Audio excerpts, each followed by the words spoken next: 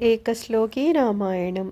आदौ रामतपोवनादिगमनं हत्वा मृगं काञ्चनं वैदेहीहरणं जटायुमरणं सुग्रीवसम्भाषणं वालीनिग्रहणं समुद्रतरणं लङ्कापुरीदाहनं पश्चाद्रावणकुम्भकर्णहननम् एतद्धि रामायणम्।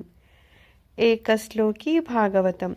आदौ देवकीदेवी गर्भजननं गोपीगृहे वर्धनं मायापूतनजीवितापहरणं गोवर्धनोद्धारणं कंसच्छेदनकौरवादिहननं कुन्तीसुतान् पालनम् एतद्भागवतं पुराणकथितं श्रीकृष्णलीलामृतम्। एकश्लोकी महाभारतम्।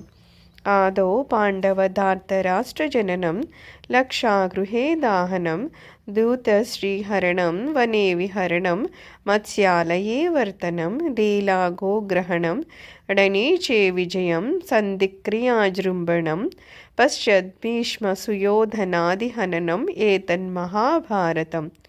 एकश्लोकी भगवद्गीता।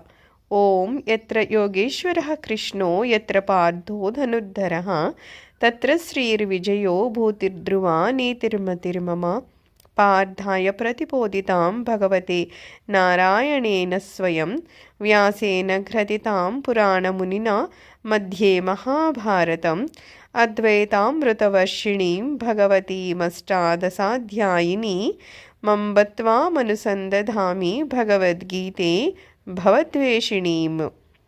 एकश्लोकी सुन्दरकाण्ड।